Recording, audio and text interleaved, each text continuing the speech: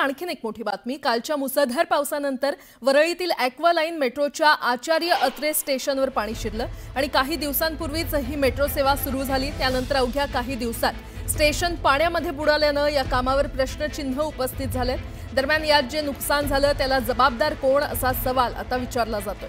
मेट्रोचे आधी trial run घेण्यात आलं होतं। असं असताना देखील जर मेट्रो स्टेशन असुरक्षित असतील तर कालच्या घटनेची जबाबदारी कोण घेणार असा प्रश्न उपस्थित होतोय।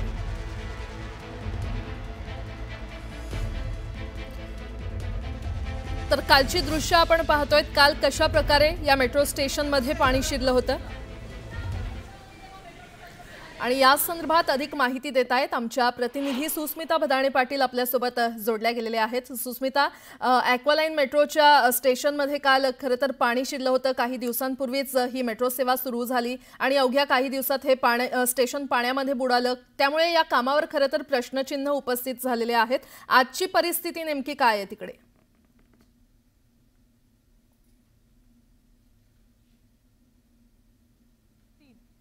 असुरक्षित आहे का असा प्रश्न मुंबईकरांच्या मनामध्ये आला असेल, परंतु तशी परिस्थिती नाही।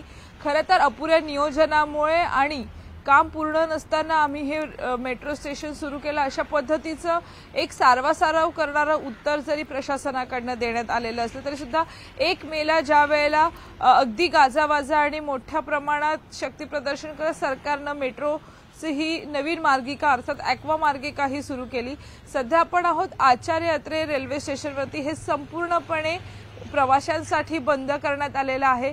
खरं तर मेट्रोची जे इतर मार्गिका आहेत, ज्या भूमिगत मेट्रो 3च्या मार्गिका आहेत, त्यामध्ये आरे JVLR पासून वरळीपर्यंतचा भुयारी प्रवास हा सुरू आहे। परंतु ज्या पद्धतीने हा मॅप आपण समोर बघतोय, सध्या आपण आहोत आचार्य अत्रे रेल्वे स्थानकाच्या इथे।